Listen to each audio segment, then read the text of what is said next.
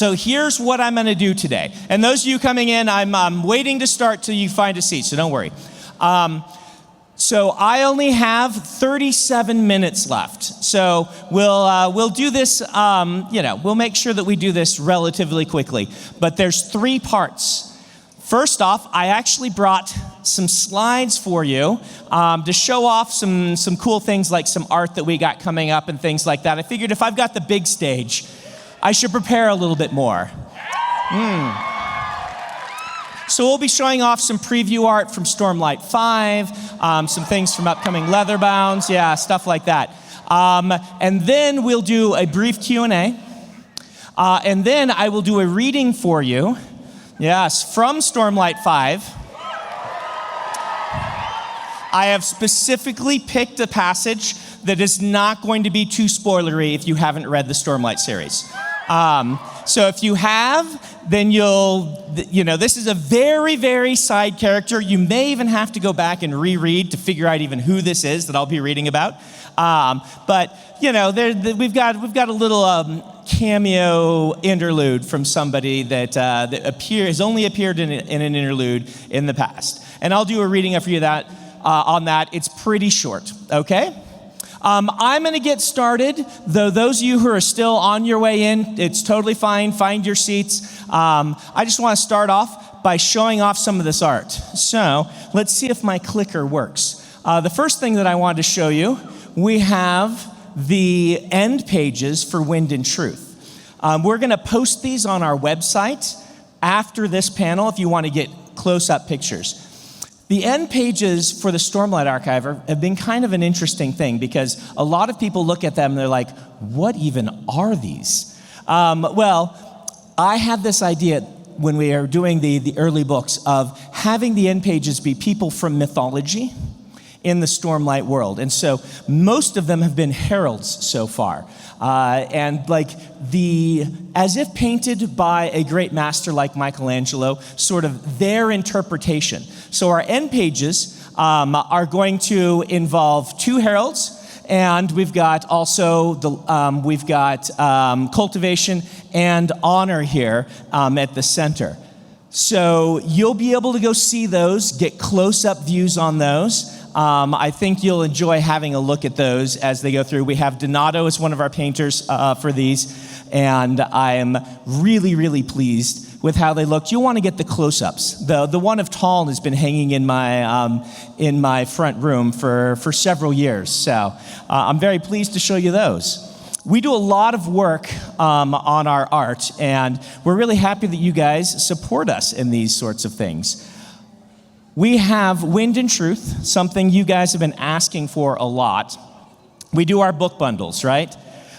So when you buy the book, you can buy from us the book bundle that comes with a signed copy and with things. This year we have a Chol plushie that comes with it. That's our Chol plushie. First look at our Chol. Lots of people have been asking for the Chol plushie. You guys always surprise me. Like, I got a question earlier, I think it was yesterday, where someone was like, did you expect the stick to become the thing that would be the meme? And I'm like, no, I did not put that in there for meme potential. I just did the stick because it worked in the scene, and then suddenly it becomes the meme. Well, we were kind of surprised that what do people want? People want a Chasm Fiend. People want a Chiri Chiri, but the number one we get asked for is a Chol. So you're all weirdos, but we have your Chol plushie. We will get around to Chasm Fiends and Chiri Chiri eventually, but we started with our Chol. So let's see. I also wanted to walk you through how some of our art gets made. We have the Leatherbound for Bands of Mourning is our other release this year. And what you can see is we will commission a piece. So this is a piece where Steris has a very large gun on the top of a train and is not quite expecting what it does to her when she fires it. We will get from our illustrator, we will get, 8 thumbnails of kind of different takes on this. In fact, this is actually usually the second thing that we'll get. First, we'll get a whole bunch of different takes on the poses, and then we refine into this. And you can see that we pick one of them, and then what we do is we refine that. And this one, she looked a little too awesome.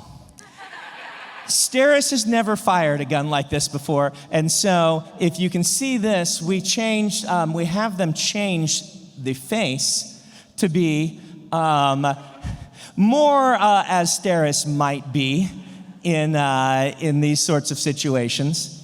And then we have the final one where we refine this. And so what happens with me is I'm seeing these every Thursday at my art review, where Isaac, who's my VP of art, will bring all these things in and say, all right, which of these do you like?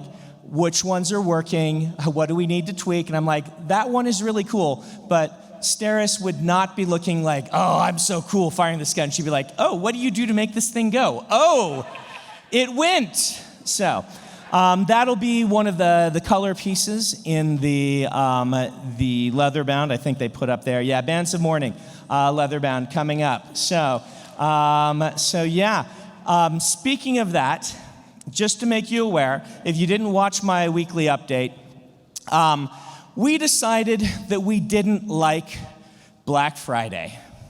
We've decided to reject Black Friday and Cyber Monday because that's a holiday weekend. And it's never sat well with me that you get to have a nice holiday for like an hour, and then you have to go prepare for Black Friday, or, we would only do Cyber Monday, but still would require all of my team to get things ready over the weekend. And so we reject that, and we came up with our own. Yeah. I hope that others will follow, right? Because it is ridiculous that we expect retail people to go to work on Friday after Thanksgiving and things like that. Yeah, those in retail are like, well, yes, please. So we're starting October 29th. We're calling it Light Day that kicks it off. And that's just when our holiday sales begin instead. And they will last for like a good month. They'll have the exact dates up for you. But with this, it has it right. No, it begins the 29th. And so the idea being that we'll give you plenty of time to look at the sales and things like that. Kara, I'm sorry if I got something wrong. I see her over here on the light.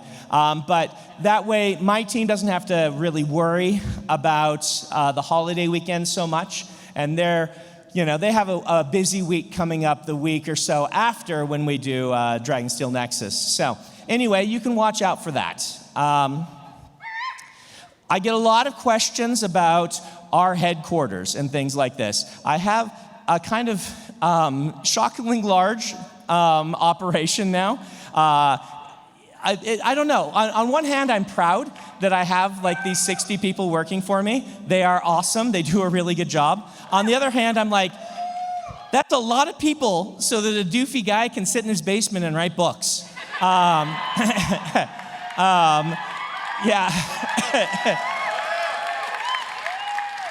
Now suddenly there's this always somebody to do something if I need something done. So that is really handy.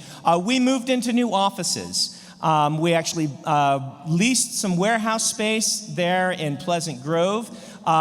You can't visit it. So we thought we'd show you pictures of it. We're all getting ready and putting up. This is where we are. We will eventually have a place you can visit. We don't have anyone on front desk at reception or anything. It's mostly just office space and warehouse. But we're pretty excited that we all, for a while, people were working out of my basement and then out of the house next door after we bought it, and then out of 3 different little office spaces. We now have everybody in one place, which means that even I end up going there rather than writing just in my basement. Once in a while, I'm at HQ. We will eventually have Dragonsteel Plaza, right? Yeah. We bought land next to Evermore. I did not buy Evermore. That's Brandon Fugel, not Brandon Sanderson, who was involved in that. Lots of people reporting, Sanderson buys Evermore. No, I'm not that dumb. Oh, did I say that out loud? No, but we have land next door. We really like the people who bought Evermore. We're hoping they'll do some really cool things with it. We're going to theoretically build a bookstore next door in that strip of land right on North County Boulevard. So you can, if you feel like visiting it, you can, but it is a patch of weeds. Eventually, we will get that going and things like that. So there's just a QR code. This is the end of the slides for things that are coming up. And my plan is at future FanXs to do something like this, where we've got just some announcements. We'll refine the process. I know it was a little hard to see the art. We were worried about that when we made the slides. We'll figure out how we can do that. But that's kind of my goal for future years here at FanX, is just bring you a little thing, show off some art, show off what we've got going on and things like that. And as we make progress on things like Dragonsteel Plaza, we will let you know at things like this. So there you are. We can kill the slides, whoever's back there watching them. We're going to go to the Q&A portion, and I'm going to do this for about 15 minutes, all right? And then I'll do the reading. If you really want to leave for the reading, even though it's not that spoilery because you don't want to be spoiled at all, that is okay. I will not be offended at all. But right now, we've got only one mic right here in the front, and we're going to be taking take questions from that. I will add to the list of rules they gave for questions, try not to spoil anything.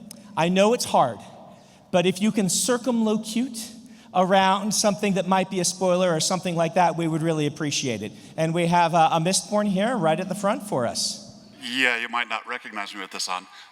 Question for you, Brandon.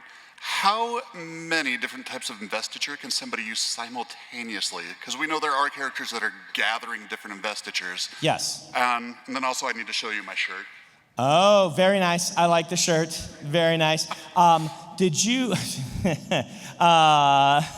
do you have a pin for that already? That costume? Do I have what? A cosplay pin for that costume? I do not. Oh, well, Becky, will you deliver a cosplay pin? If you come through one of my signing lines or things in a costume, we have the cosplay pin for you, so you do have your mist cloak on. All right. So how many different kinds of investiture can a person theoretically use? Well, Adel and Alcim used them all at once, so it's theoretically possible to use them all. They interfere with each other, and it becomes increasingly difficult the more that you add. And that's all I'll say right now.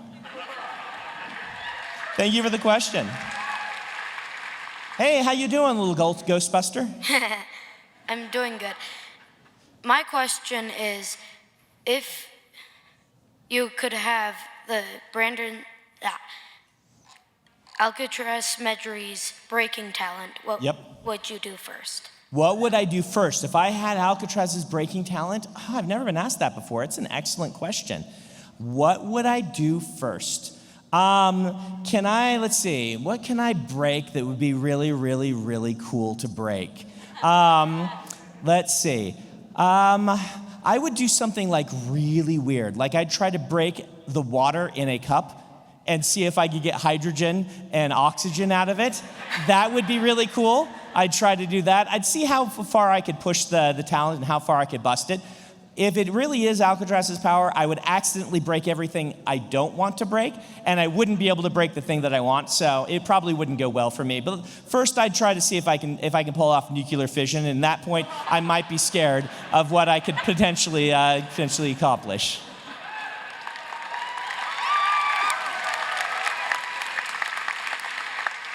Hello, Brandon. Nice to see you again. Nice to see you. My question is, as an aspiring author, I know how your own characters can surprise you while writing. So my question for you was, especially during Stormlight, but in any of your books, which characters have surprised you the most by the direction they went, how they changed the plot, etc.? Excellent question. So the way I kind of view this as an author is, I'm a heavy outliner.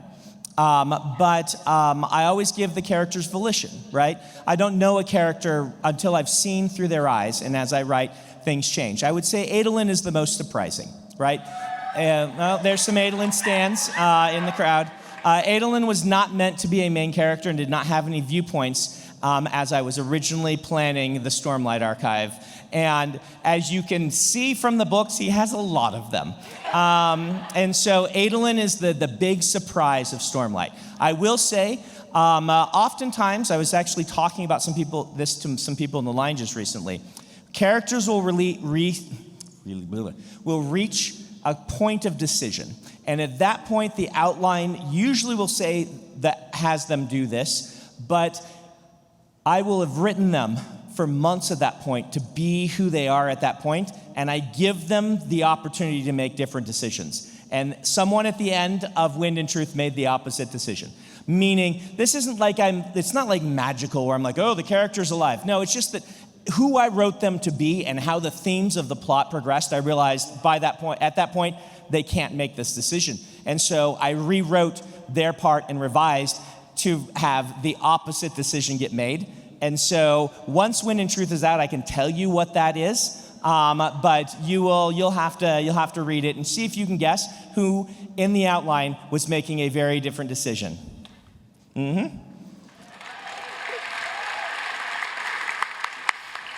Hello, another Mistborn. Do you have a pin? I do not. Oh, Becky, we need another pin. So this is, eventually we'll move to another pin. We'll have a series of cosplay pins and the idea is you can get those from me by coming through one of my lines or asking a question or something in costume. Well, thank you. My costumes. I love that you're in a Harry Potter costume, but you'll have to find someone else to give you a pin for that. So going back to Alcatraz, one of my favorite series, would be a great TV series. I think so as well. I heard a story, and I don't know if this is true, that you were given like a challenge, and they gave you 3 random items, and you had to make it into a book. Is that how Alcatraz came to be? So it's not quite, but it's close. So nobody gave me them, but I was enjoying watching Whose Line Is It Anyway at the time, and I thought, can I do this myself? And I somewhere found, I went to my writing group, and I said, all right, throw things at me to be the items that I need to use for this given book. I can't remember which one it was, like 2 or 3. And they just threw things at me, and I wrote them down, and I used them all, just like a Whose Line sort of thing. So that was one of the books. I think it was number 2, because, the I Am a Fish thing came from that. So, yeah. Good question. Thank you. Hello. So, first of all, my daughter here is named after Vin. Well, nice to meet you, Vin. But my question, avoiding most spoilers, are the Dragons of the Cosmere compatible with the current investiture systems you've introduced, or would they even care to use them? So when you talk about Dragons in the Cosmere, there's generally 2 kind of branches. So the dragons from Yolen are kind of, if you can imagine their inspirations being a little bit along the lines of Tolkien elves. They predate humans, they are very long-lived, and they act like deities to people. People actually pray to them, and they can respond through the bond by sending something very equivalent to a soothing or a rioting to those prayers, to those who follow them, to bolster them, give them courage, or to take away their fear or things like that. They are one kind of style of dragon. You will find dragons that are on other planets that have been created in their image, so to speak, that don't have some of those deific powers and things like that. And so it really depends. Is the answer. The dragons, the Yolen dragons, are not really interested in other investiture. They're highly invested themselves, and most of the magic systems they wouldn't be able to use, in the same way that trying to push or pull on a shard blade wouldn't do anything because of the high levels of investiture. They just are already so full, if that makes sense, that they would not be able to use most of them. What you might call the lesser dragons, they could, theoretically.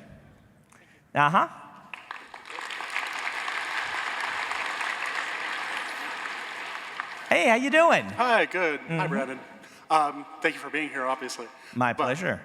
I was wondering, with how much research you've done into mental illness and how much it's affected the Stormlight archives, even memes like, people saying if I was in that world, I would definitely be a Radiant. How How much has that affected the relationships that you have with the people around you, having that better understanding? I sure hope that it has been helpful, right? What it does is it puts pressure on me, right? One of my children has depression, and I'm like, I have to be the dad who understands this and does it well, because if I'm not, then there are millions of fans that get on my case, right?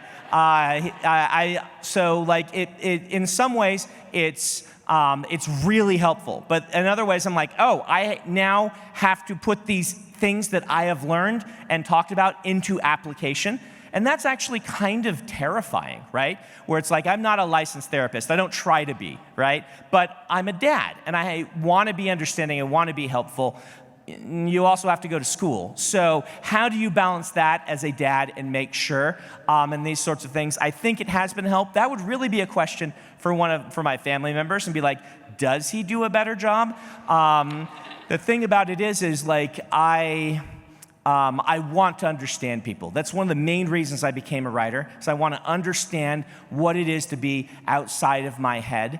And that's the real sort of challenge for me, is understanding. And I hope it helps me. But I don't get to say if I'm good at it or not. I just get to say I'm trying. Mm-hmm.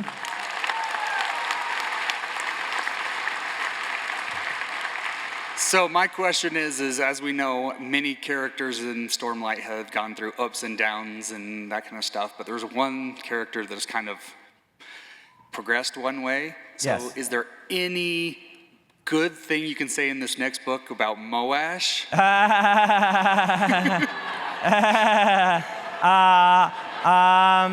What can I say about Moash? I can say Moash makes an appearance. I don't know if that's a good thing or not, but he does make an appearance. That's what I'll say. Thank you for the question. Hey, Luke.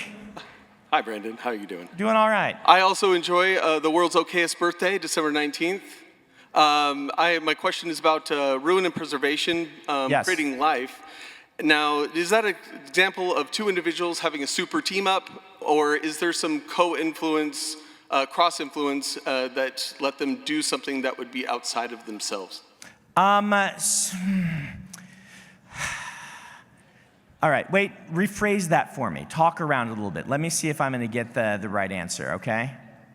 Well, ruin, yeah. ruins and preservation, Ruin and preservation, preserves. yeah. If they're creating life, well, that takes a little of everything, yeah. right? Now, is that an influence like ruin being in proximity to preservation, okay. and vice versa? Would there commingling happen? And how would that influence other dual or triple shard? Right, systems? okay, I get what you're saying. So each of the shards has certain strengths and weaknesses, right? And they're capable of certain things and not other things. Some of them can do what was done by ruin and preservation on their own. Most cannot. Most combinations of two could. Some would need three. And so it really kind of depends on the situation and the shard. Each kind of pairing and grouping of shards will have different augmentations to what they can accomplish and things like this, because the shards aren't all powerful. They're just part of something that once was, if that makes sense. So that's not how math works in Infinity, but it is how Infinity works in the Cosmere. All right. My question is that did Vasher ever have a sibling who was a scholar or was notable in any way? Raffo. All right. I'll give you a Raffo card, though, if you want one. So our first Raffo of the day, well done. For those who don't know, Raffo is something I inherited from Robert Jordan. It means read and find out. It means I don't want to answer yet for various reasons. Hey, how you doing? Hello. I was wondering, as a writer, have you ever, doubted yourself? And if so, what did you do? What an excellent question. The answer is yes. I think every writer has, right? I've had it multiple times. Every time a book comes out, there is a part of you that says, well, this is the one that's going to end your career, Sanderson. No one's going to like this one, and there is some, reinforcement of that in, I'm in entertainment, right? And sometimes that happens. It hasn't happened yet, but there's nothing I can do about that, right? I have to follow what I want, the stories I want to tell, and hope that it continues to work. There is a time, the bigger moments of doubt were when I was unpublished. I had written 12 novels and I hadn't sold any. And I was getting a lot of questions about, what are you going to do with your life? 10 years writing books and no one buying them. Maybe that's a hint, right? And I've told this story before, I won't go on at length, but the thing that really changed my mindset then was realizing I wasn't writing the books necessarily because I wanted to be a famous author. I was writing the books because I had stories I needed to tell. And I realized that if I reached my deathbed and I had finished writing 100 novels and I loved doing it, then that was a success. And that's the bigger bar of success. Like, there is another bar to become a pro and then becoming a bestseller, but the biggest hurdle is doing it. And I felt like if I did that, I was successful. And I made that decision. It took a whole bunch of weight off of me. And you can see, I think that's been one of my sort of superpowers as a writer, is I got to make that decision before I sold anything.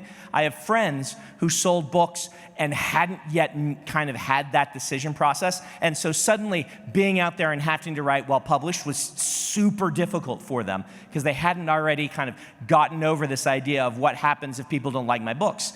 I had that, you know what, if it happens, it happens. I'm still going to write, and that's been really helpful to me. So I hope that you'll be able to find some moment yourself.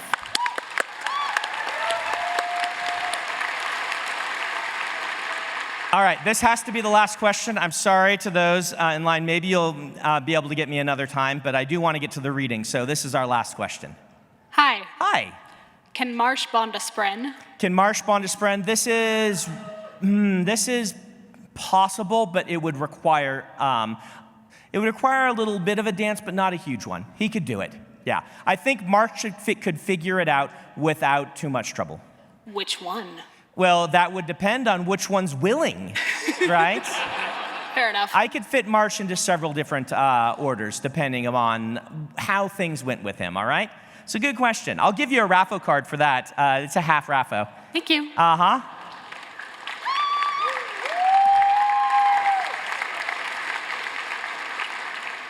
So thank you all for your awesome questions. You always have great ones for me. I am now going to go to the reading, all right? So, like I said, this shouldn't give you spoilers even too much for Stormlight 5, even though it's kind of in the middle of it because it's an interlude. If you really don't want, then that is totally fine. Once again, I will not be the least bit offended. But I am going to read to you about Baxil. Most of you are like, I've read that book. Who is Baxil? Baxil is from one of the interludes. It's where you first meet Ash. It's told from his viewpoint in an earlier Stormlight book. He was following her along through a palace, and now it's been several years later. We're going to find out what's up with Baxil. Baxil trod the streets of Azamir unseen. Every inch of him, save his eyes, was wrapped in tight crimson cloths, the tied-off tails of which sometimes escaped his cloak and waved in the wind of an unknown current. Hand on his guitar slid into its sheath at his side. He watched for anyone in the crowd who could notice him. Nothing so far. Good. This was a city haphazardly prepared for war. Baxil strode through the camp, which had taken the place of the grand market. The soldiers camped in concentric rings that he was certain they thought were evenly spaced with smooth curves. Not a soul saw him. These days, people could only see Baxil if they were looking for him, and he could only touch them if they were trying to kill him. He left the camp, and for old time's sake, whispered a prayer to the prime Catasix.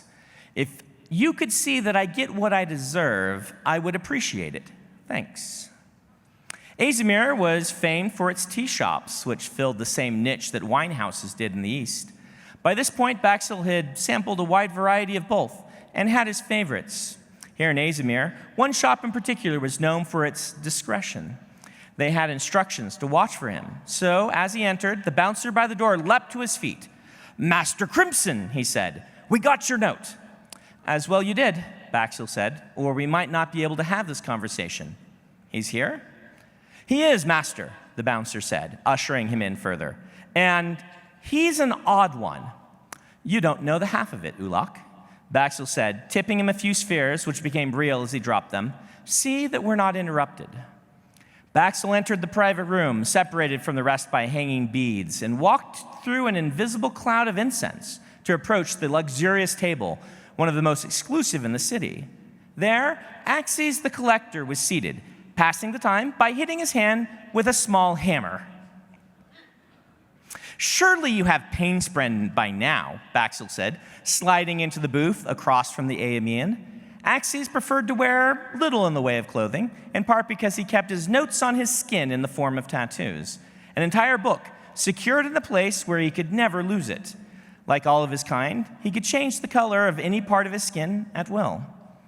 "I have Painspren, yes, of course," Axes said. "I've had them for millennia, Crimson memory. But you see, we are in the builder's quarter of the city, where men frequently hammer. There's a curious report from 152 years ago of a peculiar spren drawn to the pain of men who have hit their fingers with a hammer while aiming for a nail. If one were to search for that specific spren, this would be the place." "And you believe this report?" Baxel asked. "Hardly," Axes said. "It was almost certainly a joke." He then hit his hand with the hammer. He winced, tears leaking from the corners of his eyes. "Tell me honestly," Baxel said, leaning forward. "You enjoy the punishment, don't you?" "What kind of deviant would enjoy this?" Axes said. Then hit his thumb square on with the hammer. "Then why?" "Pain is fleeting. The thrill of accomplishment is eternal." Smack. "Yes, almost certainly a joke." "If the prime catasic should allow," Baxel said, relaxing on his bench, resting one arm across the top, "I should someday like to understand you." "At least I," Axes said as the cups arrived, "can taste my tea." He took a sip from his, then eyed Baxel from over the rim. Baxel signed, but did as expected. He held his hand out over the tea, feeling the heat of the steam, and imagined. People throughout the tea house enjoyed their drinks, especially the stark black Jeremon tea, as they provided for him. Bitter, sharp, like drinking the venom of something aggressive. This was tea that fought back. Such things had a life of sorts, not the individual cup so much as the concept of tea. With this many people thinking about it, savoring it, contemplating it, Baxel could taste it and remember what it had been like to drink during a time that seemed so distant, yet so familiar all at once, before his blessing and before his curse. Today, a great number of people thinking about the same thing let him feel the bitter tea on his tongue as he sat with his hand over the cup. "You're sure you're not a spren?" Axes asked. "I'm putting you in the appendix regardless, you understand." Baxel smiled. "You brought my bandages?" Axes placed them on the tabletop. Red wraps, prepared in the most special of ways as Baxel needed. The key to his survival. In turn, he placed a gemstone on the table. He was not a spren, but they did find him fascinating. Axes snatched it up and peered at the little spren inside. "Better to find them in the wild," he mumbled, "but this will have to do. Little friend, how elusive you've proven." Baxel took the bandages and slid them into the pocket of his cloak, then rose from his seat. "She's here in Azemar, by the way," Axes noted. "She?" "Your old employer, the Herald." Shalash. He'd known her only as mistress during another life, had been rather infatuated with her, and maybe had never stopped. "How?" he asked. "I thought she was at the Tower City."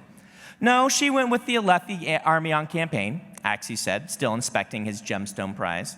"I think their king wanted to interview her. At least that's the impression I got when I chatted with her. They took the other one, too, the big fellow, to the fight for Emul. They're back now, though, tucked away in an Asia's hospital. I believe her king has mostly forgotten about her." Here, in the hospital, he could go see her. Baxel pulled his cloak tight. "No, not like this." "Best get out of the city, Axes," he said. "I think dark times are coming to Azemir in the days ahead." "Yes," Axie said, I concur.